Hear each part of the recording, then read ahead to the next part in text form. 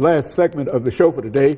And of course, we're talking to Dr. LMadu, and he's talking about the evolution of democracy in the Middle East, the so-called Arab Spring. And he's given us some excellent information. And Dr. LMadu, I think that you're coming to a part of this discussion that a lot of folks are interested in more so than anything else that we've talked about, and that is the movement in reference to Syria. Let's start off where you wish to start to bring us up in reference to exactly what is going on in Syria and how you see the ultimate outcome in reference to Syria. Yeah, like I was saying before, in Yemen, after 33 years in power, Ali Abdullah Saleh was forced to step down with some assurances. Like I said, he had a blanket immunity for himself from prosecution and also members of his family and closest entourage.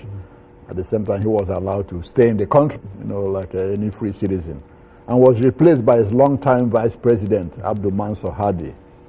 People have compared Hadi to another Sadat. In 1971, when Abdul Nasser died, and Sadat took over, he was underestimated.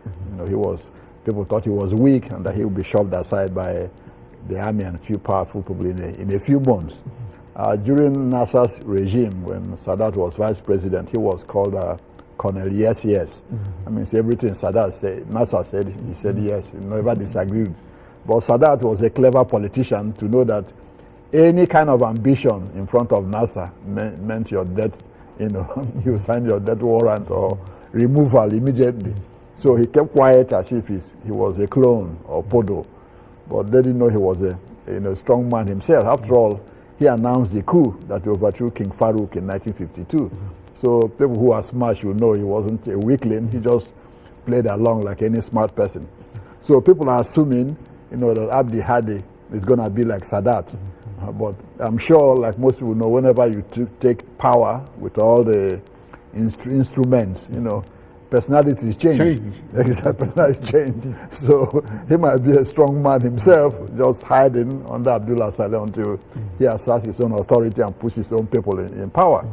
So I assume, or I believe, that the solution to the Syrian crisis might, follow the Yemen, situation, because I think that will best to bring this conflict to an end. If Bashar Assad is granted, blanket immunity with his family and closest associates, allowed to stay in the country, like any other citizen, I think he might be willing to step down, with Russian support and American support. He might step down. That's the way I see it. Now, what is happening in Syria is a lot of, close associates of Assad are defected. Military men and civilians. His ambassador to Iraq just defected. General Manas Tlas, who is one of the commanders of his Republican Guard, just defected and, left the country. What is significant about Manas Tlas is that he is the son of the longest-serving Syrian Minister of Defense, Mustafa Tlas. He was a Syrian war minister under Bashar Assad's father, Hafez Assad. So Mustafa Tlas was a strong man in Syria until, he quietly stepped down when Bashar became president.